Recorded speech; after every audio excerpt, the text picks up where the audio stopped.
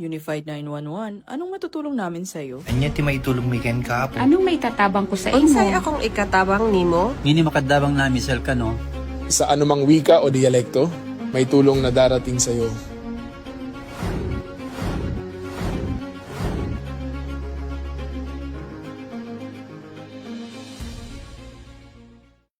Lingkod sa bawat Pilipino at magbibigay ng tamang impormasyon para sa tahimik at maayos na Pilipinas. Police News Network, alagad ng batas, tagapagtaguyod ng balitang pulis, sandigan ng mamamayan, patnubay ng katotohanan. La Campo Crame, maghahatid ng pinakahuling kaganapan at nagbabagang balita. Ito ang PNN Police News Network. At ngayon, ang inyong mga tagapagbalita. Magandang araw, bagong Pilipinas. Ako ang inyong alagad ng batas, tagataguyod ng Balitang Pulis, Patrolwoman Sari Bernales. Maghahatid sa inyo ng tamang balita, kwento ng pulis at serbisyo para sa mamamayan. At ito ang PNP News Online, ang pangunahing balita ng Police News Network, alagad ng batas, tagataguyod ng Balitang Pulis.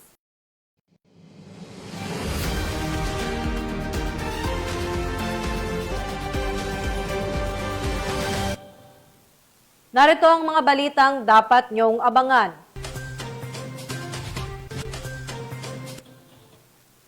Dalawang individual na kumpiskahan ng 16 na milyong piso sa Zamboanga. Pulis tinulungang manganak ang isang individual sa gitna ng isang operasyon. At mahigit 3,000 halaga ng ilegal na droga nasamsam sa Negros Occidental.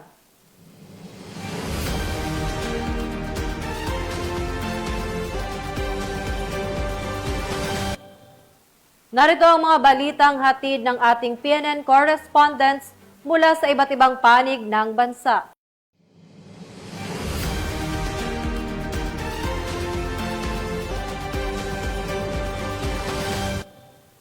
Simulan natin ang balita mula sa bahagi ng Luzon.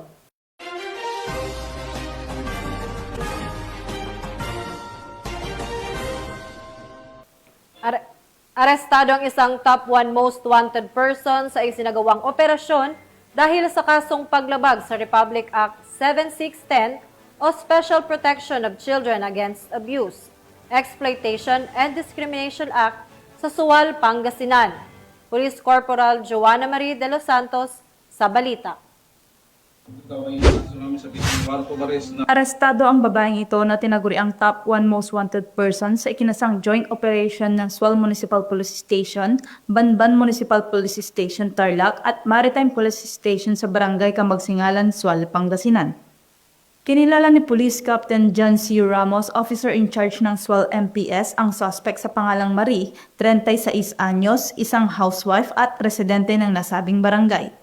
Siya ay inaresto sa bisa ng warrant of arrest na nilagda ni Honorable Sara Bacolod Vidania de los Santos, presiding judge ng Regional Trial Court, 3rd Judicial Court, Branch 109, Capas, Tarlac.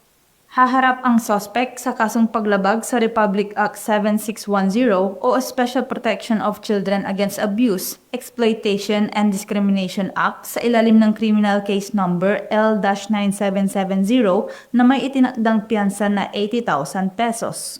Matapos mahuli, agad na isinailalim ang suspect sa physical at medical examination bago tuluyang dalhin sa kustodiya ng Sual MPS para sa tamang disposisyon.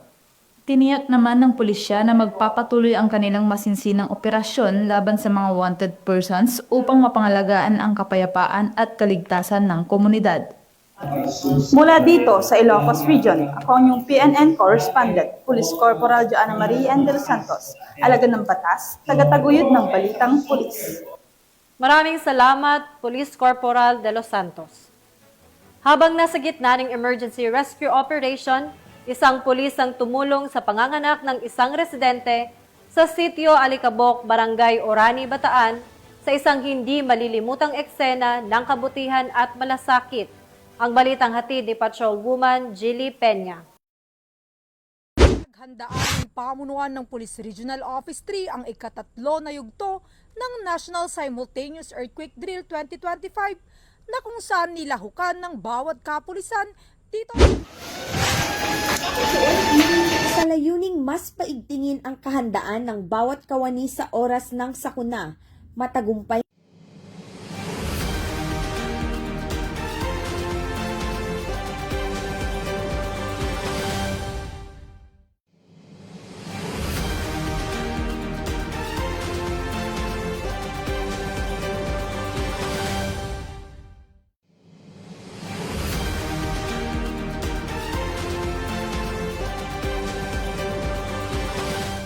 Handaan ng pamunuan ng Police Regional Office 3 ang ikatatlo na yugto ng National Simultaneous Earthquake Drill 2025 na kung saan nilahukan ng bawat kapulisan dito sa Camp Captain Julian Olivas, City of San Fernando, Pampanga.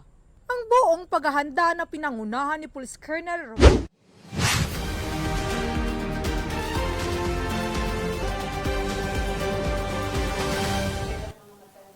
Hindi na nakapalagpas sa mga otoridad ang isang lalaking nakatalagang regional most wanted person sa isinagawang manhunt operation sa Barangay San Jose, Antipolo City. Ibabalita yan ni Patrolwoman Jevie Marie Famoso. Ang ikaapat sa provincial level most wanted person matapos ang ikinasang operasyon ng tracker team ng Antipolo Component City Police Station sa Barangay San Jose, Antipolo City. Kinilala ang suspect sa alias na Fredo, 43 anyos, residente ng naturang barangay. Inaresto siya sa bisa ng warrant of arrest para sa 3 bilang ng acts of lasciviousness na may kaugnayan sa Republic Act 7610 o Special Protection of Children Against Abuse, Exploitation and Discrimination Act. Ang warrant ay inilabas ng Family Court Branch 17 sa Antipolo City na may nakalaang 200,000 piso na piyansa sa bawat kaso. Matapos maaresto, agad na ipinaalam sa akusado ang kanyang mga karapatan at dinala sa kustodiya ng Antipolo Component City Police Station. Ang kopya ng warrant ay kaagad ding isinumiti sa korte. Ang matagumpay na operasyon ay bahagi ng pinaigting na kampanya ng Rizal Police laban sa mga most wanted persons at kriminalidad upang mapanatili ang kapayapaan at kaligtasan sa lalawigan. Mula dito sa Calabarzon, ako ang inyong Police News Network Correspondent, Patrolwoman Jevie Marie Famoso, alagad ng batas, tagataguyod ng balitang pulis. Maraming salamat, Patrolwoman Famoso. Sama-samang nakilahok ang iba't ibang unit ng pambansang pulisya sa isinagawang nationwide simultaneous earthquake drill na layong palakasin ang kahandaan ng mga mamamayan sa oras ng sakuna. Ang balita hatid ng ating mga PNN correspondent. sa layuning mas paigtingin ang kahandaan ng bawat kawani sa oras ng sakuna, matagumpay na isinagawa ang third quarter National Simultaneous Earthquake Drill sa Police Regional Office 2 nitong hapon ng ika-11 ng Setyembre taong kasalukuyan. Pinangunahan ni Police Colonel Alberto Calimag, Chief Regional Community Affairs and Development Division, katuwang ang Bureau of Fire Protection sa naturang aktibidad na nilahukan ng mga tauhan ng Pro 2. Kasama sa ginanap na earthquake drill ang pagpapatunog ng alarma bilang hudyat ng simulation, ang pagsasagawa ng duck, cover and hold ng mga personnel, at ang agarang paglikas patungo sa itinalagang evacuation area. Sinundan ito ng maayos na accounting ng mga tauhan upang matiyak na ligtas at kumpleto ang lahat. Nagbigay rin ng critics and assessment ang BFP personnel sa ginawang drill upang mapahusay pa ang mga pamamaraan at masiguro ang mabilis at organisadong aksyon ng Pro 2 sakaling maranasan ang aktwal na lindol. Binigyang diin naman ni Police Colonel Calimag na ang naturang pagsasanay ay hindi lamang formalidad kundi isang mahalagang paalala na ang kahandaan at disiplina ang susi upang mapangalagaan ang buhay at kaligtasan ng bawat isa. Anya, mahalagang manatiling alerto at laging handa upang makaiwas sa trahedya at upang masiguro ang kaligtasan ng komunidad na ating pinaglilingkuran. Patuloy ang pambansang pulisya sa pagsusulong ng kahandaan at kaligtasan para sa isang ligtas at matatag na bagong Pilipinas. Mula dito sa Lambak ng Cagayan, ako ang inyong PNN correspondent, Patrolwoman Lainey Lorenzo, alagad ng batas, tagataguyod ng Balitang Pulis. Ang Police Regional Office 5 o PRO 5 sa isinagawang third quarter nationwide simultaneous earthquake drill na ginanap nitong September 11 taong kasalukuyan, ganap na alas 4 ng hapon sa Camp General Simeon Ola, Legazpi City. Sa pangunguna ng Regional Director at aktibong partisipasyon ng mga tauhan mula sa iba't ibang unit sa ilalim ng PRO 5, sabay-sabay nilang isinagawa ang mga kaukulang hakbang sa panahon ng drill, gaya ng duck, cover and hold, bilang bahagi ng pagpapakita ng kanilang kahandaan sa mga pagharap sa mga sakunang maaaring maganap, partikular na ang lindol. Ayon sa pamunuan ng PRO 5, ang aktibidad ay bahagi ng pinaigting na hakbangin upang masukat, mapabuti at lalo pang mapalakas ang kakayahan ng kapulisan sa disaster preparedness at emergency response. Bahagi rin ito ng masusing paghahanda upang matiyak ang kaligtasan hindi lamang ng kanilang hanay, kundi pati na rin ng mamamayang kanilang pinaglilingkuran sa buong rehiyong Bicol. Ang PRO 5 ay patuloy na nakikisa sa mga pambansang inisyatibo na may kinalaman sa kahandaan at sa kalamidad bilang bahagi ng kanilang advokasya para sa isang ligtas, matatag at maayos na komunidad. Dito sa Legazpi City, Albay, ako ang inyong PNN Correspondent Police Staff Sergeant Quintana, alagad ng batas, tagataguyod ng Balitang Pulis. Matagumpay na isinagawa ng Police Regional Office Bar sa pangunguna ni Police Brigadier General Jason C. Guzman, Regional Director, ang third quarter National Simultaneous Earthquake Drill 2025 sa Camp Brigadier General Saripada kay Pindaton, Parang Maguindanao del Norte. Nito lamang ika-11 ng Setyembre taong kasalukuyan. Sa pakikipagtulungan ng Bureau of Fire Protection Bar at ng Local Disaster Risk Reduction and Management Office, nakatuon ito sa pagpapalakas ng kahandaan at kakayahan sa pagtugon sa sakuna. Ito ay nagpapakita ng tamang pagsasagawa ng duck, cover and hold na mahalaga upang maiwasan ang mga pinsala sa panahon ng lindol. Kasama rin sa aktibidad ang mga pagsasanay sa post-earthquake scenario gaya ng search and rescue operations at medical response upang mapahusay ang koordinasyon ng mga ahensya. Bahagi ng nationwide drill na ito na mas mahalaga na kampanya para ihanda ang mga komunidad upang mabawasan ang panganib sa mga lindol at mga posibleng biktima. Pinagtibay ng mga pagsasanay ang mga kaalaman at kasanayan na kailangan para mabisang harapin ang mga sitwasyon ng sakuna. Ang aktibong pakikilahok ng ProBar, BFP Bar at iba pang sangay ng gobyerno ay nagpapatunay na nagkakaisang pagsisikap ng mga ahensya ng gobyerno upang tiyakin ang kaligtasan ng komunidad at kahandaan sa panahon ng emerhensya. Ang inisyatibong ito ay kakibat ng pambansang pananaw ng bagong Pilipinas tungo sa mas ligtas at mas handang bansa laban sa mga sakuna. Mula rito sa rehiyon ng Bangsamoro, ako ang inyong Police News Network Correspondent, Patrolwoman Maricris Algabre, alagad ng batas, tagataguyod ng Balitang Pulis.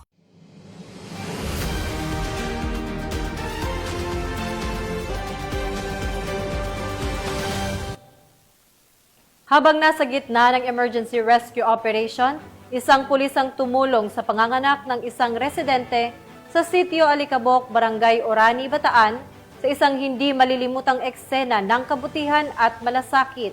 Ang balitang hatid ni Patrolwoman Jilly Peña.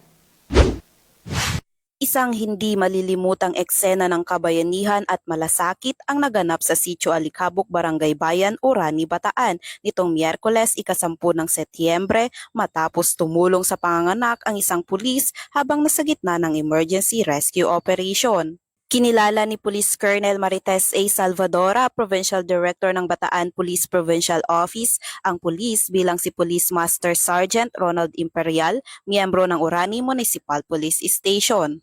Ayon sa ulat, nakatanggap ng tawag mula sa 911 ang Orani MPS tungkol sa isang buntis na nangangailangan ng agarang tulong. Agad na rumesponde ang Mobile 1 team na pinamunuan ni PMSG Imperial at natagpuan ang isang 30 anyos na babae na may kapansanan sa pag-iisip na nagsisimula ng manganak sa ilalim ng puno. Sa kabila ng tensyon at panganib ng sitwasyon, ipinamalas ni PMSG Imperial ang kanyang kahusayan at malasakit. Gamit ang kanyang dating propesyon bilang registered nurse, maagap niyang tinulungan ang ina hanggang sa ligtas na maisilang ang isang malusog na sanggol na babae. Maingat niyang pinutol ang pusod at tiniyak ang kaligtasan ng mag-ina hanggang sa maihatid ang mga ito sa mas ligtas na lugar.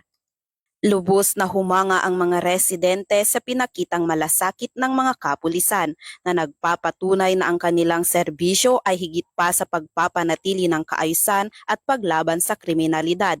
Ito rin ay tunay na serbisyo sa kapwa at sa buhay. Pinuri rin ni Police Brigadier General Ponce Rogelio I. Peñones Jr., Regional Director ng Police Regional Office 3, ang kabayanihang ipinamalas ni PMSG Imperial at ng kanyang grupo. Sa pangyayaring ito, muling napatunayan na ang tunay na diwa ng pagiging alagad ng batas ay hindi lamang nakikita sa uniforme o armas, kundi sa pusong handang magbigay ng buhay at pag-asa sa kapwa. Mula dito sa Police Regional Office 3, ako ang inyong PNN Correspondent, Patrolwoman Jilly Advincula Peña, alagad ng batas, tagataguyod ng Balitang Pulis. At para naman sa ating breaking news, nakahanda na ang 2,550 na kapulisan na ipapakalat sa buong Metro Manila para sa nakaabang na Black Protest bukas, September 13, 2025. Pinaghahandaan ng mga otoridad ang posibleng pagtitipon ng mga magpoprotesta upang matiyak ang kaligtasan ng lahat at maiwasan ang anumang kaguluhan. Kaya naman pinapaalalahanan ang bawat mamamayan na iwasan ang mga lugar na apektado ng protesta at sumunod sa mga tagubili ng pulis at lokal na government units, mag-ingat sa pagbiyahe at magplano ng maaga upang maiwasan ang pagkaantala.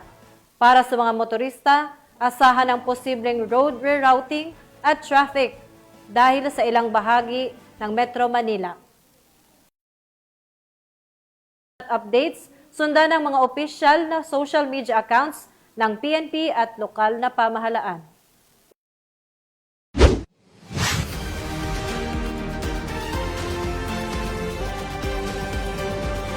Sabat ng mga kapulisan ng 68,000 pisong halaga ng ilegal na droga mula sa 2 menor de edad sa ikinasang buy-bust operation sa Cebu City.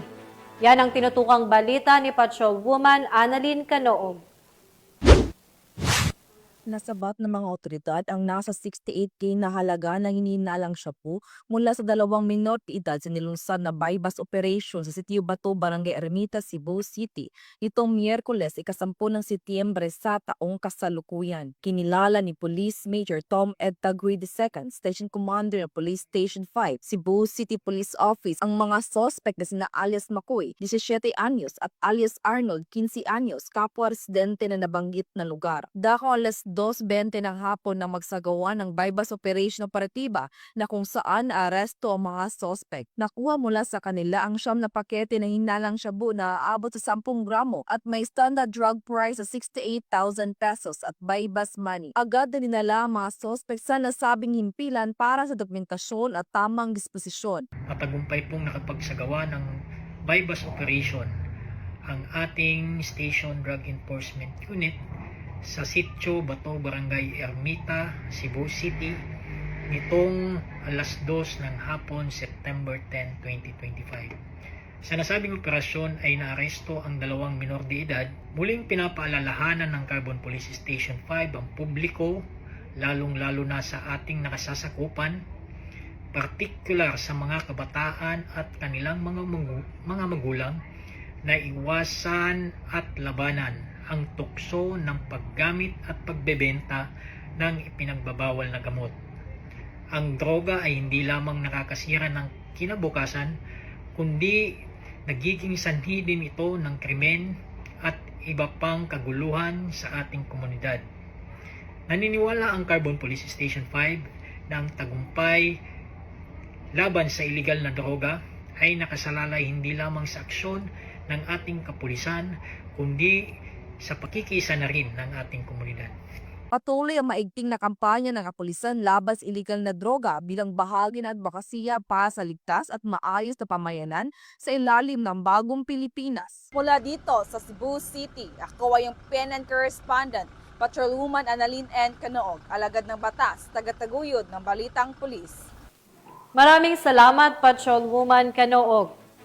Nasamsamang mahigit 300,000 pisong halaga ng iligal na droga sa ikinasang buy-bust operation sa Sagay, Negros Occidental. Patrolwoman Ladylin Bansagon sa report. Ang dating miyembro ng Philippine National Police ay naaresto sa ikinasang buy-bust operation ng Police Regional Office Negros Island Region sa Purok Duldol, Barangay Poblacion 2, Sagay City. Ito lamang ika-10 ng Setyembre taong kasalukuyan. Nasamsam mula sa operasyon ng iligal na droga na may timbang ng humigit kumulang 45 gramo at may kabuuang halaga na tinatayang 306,000 pesos batay sa standard drug price. Kinilala ang sospek na si alias Tata, 30 taong gulang, dalaga at residente ng Purok Roas de Baybayon, Barangay Old Sagay, Sagay City, Negros Occidental. Kinumpirma din ni Police Lieutenant Colonel Alvimar M. Flores, hepe ng Sagay City Component Police Station na si alias Tata ay dating miyembro ng PNP, ngunit na-dismiss noong October 31, 2023. Nahuli siya matapos positibong iabot sa isang police pusher buyer ang isang sachet na hinilaang shabu kapalit ng marked money. Nakumpiska mula sa suspect ang isang pirasong sachet ng shabu bilang buy-bust item. Idagdag pa ang 6 pang sachet ng shabu sa kanyang pag-iingat. Isang pirasong 1,000 peso bill bilang buy-bust money at isang unit ng caliber .45 na baril na may 5 bala. Ang mga nakumpiskang droga at baril ay sinumite sa Negros Occidental Provincial Forensic Unit para sa pagsusuri, habang ang suspect ay nasa kustudiya ng Sagay City Component Police Station para sa kaukulang dokumentasyon at disposisyon. Nahaharap din ang suspetsado sa kasong paglabag sa RA 9165 o ang Comprehensive Dangerous Drugs Act of 2002. Sa pahayag naman ng Pro-Negros Island Region, mas pinagtibay ng kanilang pamunuan ang patuloy at mas pinaigting na kampanya laban sa iligal na droga sa buong Negros Island Region. Patuloy nilang isinusulong ang mga proaktibo at tuloy-tuloy na operasyon upang buwagin ang mga sindikatong sangkot sa iligal na droga at tiyakin ang kaligtasan at kapayapaan ng mga pamayanan. Mula dito sa Police Regional Office 6, ako ang inyong Police News Network Correspondent, Patrolwoman Ladylin Bansagon, alagad ng batas, tagataguyod ng Balitang Pulis. Maraming salamat, Patrolwoman Bansagon. Sa mas pinaigting na kampanya kontra terorismo, voluntaryong nagbalik loob ang isang dating miyembro ng Communist Terrorist Group sa pamahalaan ng Northern Samar. Ang buong detalye ng balita mula kay Patrolwoman Camberley Flores. Yung nagbalik loob sa pamahalaan ang isang miyembro ng Communist Terrorist Group sa Barangay Kalachuchi, Katarman, Northern Samar. Ang pagbabalik loob ay resulta ng matagumpay na pakikipagnegosasyon ng mga tauhan ng 1st Northern Samar Provincial Mobile Force Company kasama ang Katarman Municipal Police Station. Samantala, nakatanggap naman ang nagbalik loob ng agarang tulong na bigas mula sa mga kapulisan. Ang nasabing surrendery ay nasa kustodiya ng 1st Northern Samar PMFC para sa kanyang posibleng enrollment sa programa ng ating gobyerno na Enhanced Comprehensive Local Integration Program o ECLIP. Patuloy ang panawagan ng pambansang pulisya sa iba pang mga miyembro ng CTGs na iwaksin ang maling ideolohiya at magbalik loob sa ating pamahalaan upang makasama ang pamilya, mamuhay ng payapa at patuloy na sumuporta sa mga programa ng ating gobyerno. Mula dito sa Police Regional Office 8, ako ang inyong PNN Correspondent, Patrolwoman Flores, alagad ng batas, tagataguyod ng Balitang Pulis. Maraming salamat, Patrolwoman Flores. Narito naman ang mga balita mula sa bahagi ng Mindanao.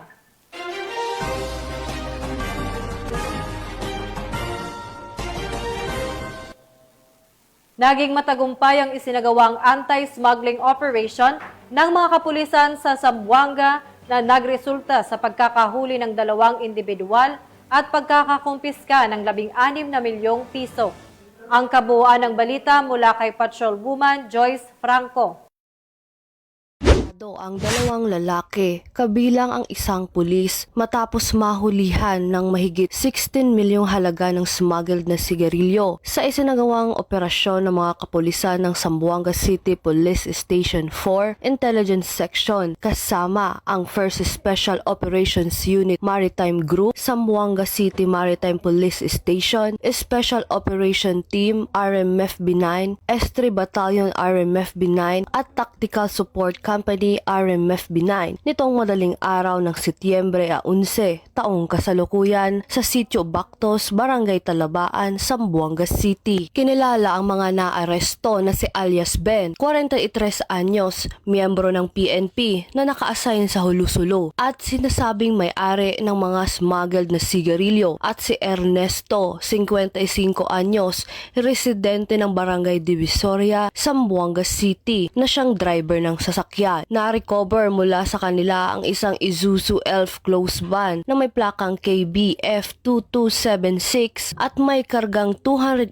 master cases ng iba't ibang brand ng sigarilyo na tinatayang nagkakahalaga ng 16,158,600 pesos. Ang mga sospek ay kasalukuyang nasa kustudiya ng Zamboanga City Police Station 4, habang ang nakumpiskang kontrabando at sasakyan ay isinalalim na sa Bureau of Customs para sa wastong disposisyon. Pinuri ni Police Brigadier General Eliezer P. Mata, Regional Director ng Police Regional Office 9, ang matagumpay na operasyon laban sa smuggling at binigyan diin ang kahalagahan ng pagpapatuloy ng mga hakbang kontra iligal na kalakalan sa rehiyon. Ayon kay Police Brigadier General Mata, malinaw na ipinapakita ng operasyon ang matatag na paninindigan ng kapulisan na protektahan ang maritime borders at pigilan ang pagpasok ng mga smuggled goods na nakakasama sa mga ekonomiya at lehitimong kalakalan ng bansa. Patuloy ang investigasyon upang alamin ang lawak ng operasyon ng smuggling at ang posibleng pagkakasangkot ng ibang pang personalidad sa naturang iligal na aktibidad. Mula dito sa Zamboanga Peninsula, nagbabalita ako ang inyong PNN correspondent, Patrolwoman Joyce Franco, alagad ng batas, tagataguyod ng balitang pulis. Maraming salamat, Patrolwoman Franco. Nahuli ng mga otoridad ang babaeng 37 anyos sa ikinasang operasyon sa Villanueva, Misamis Oriental at nahaharap sa kasong paglabag sa Republic Act 9165 o ang Comprehensive Dangerous Drugs Act of 2002. Nakibalita dyan si Patrolwoman Rhea May Sanchez.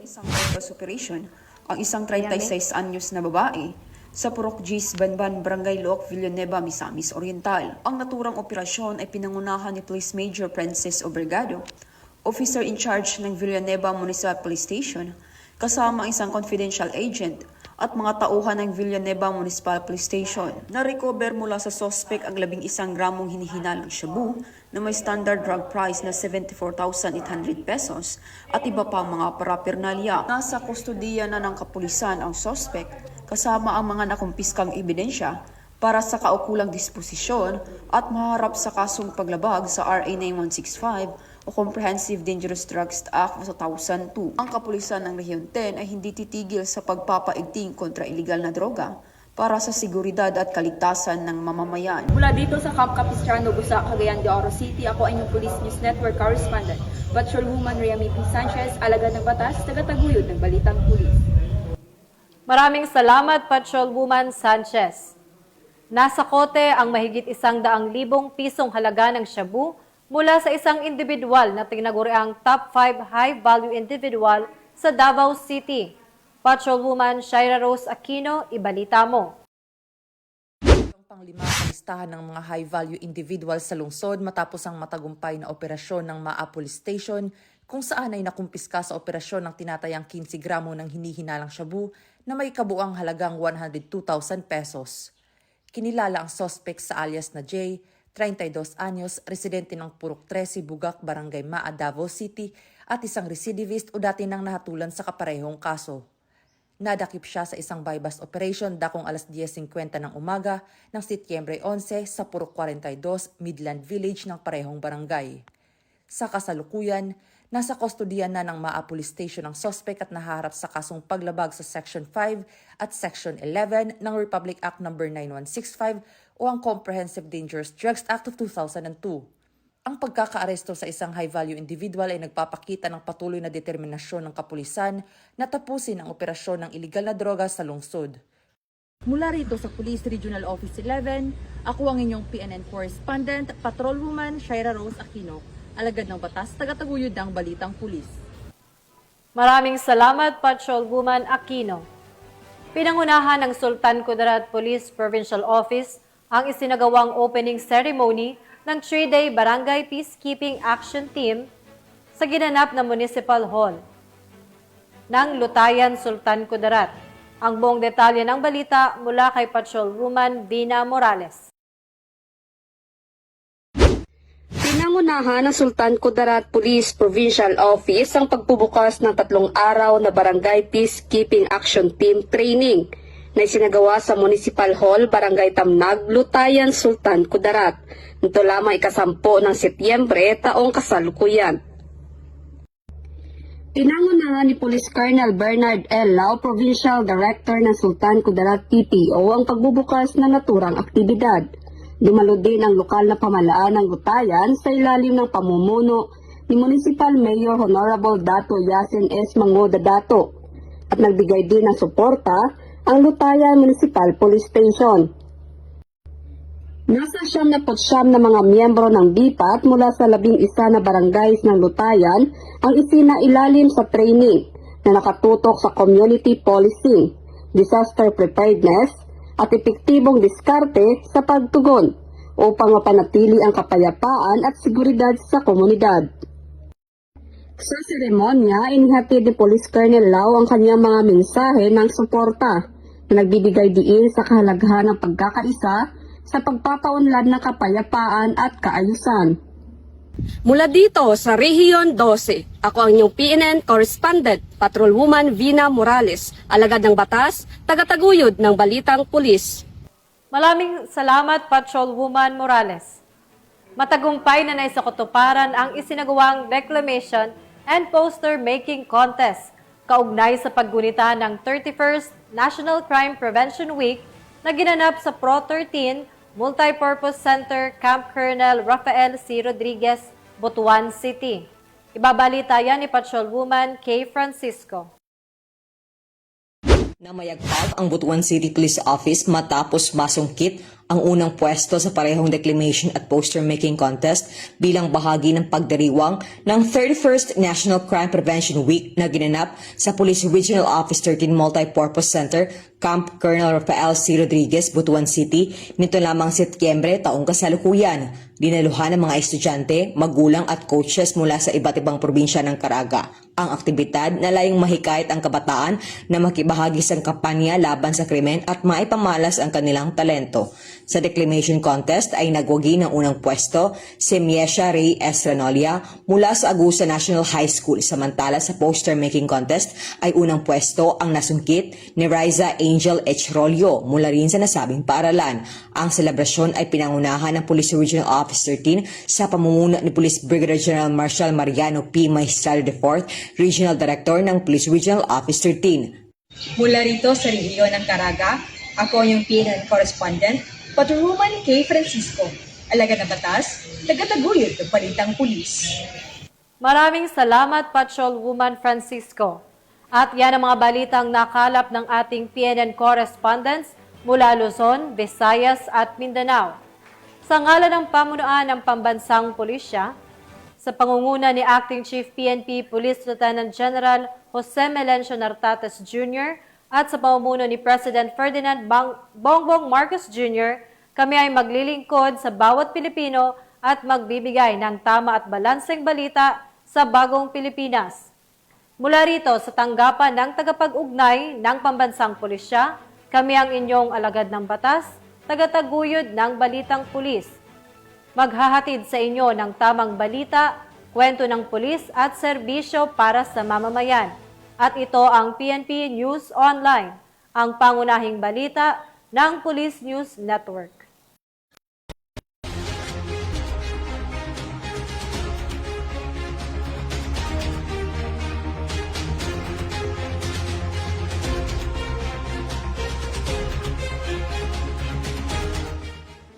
Police News Network, alagad ng batas, tagapagtaguyod ng balitang pulis.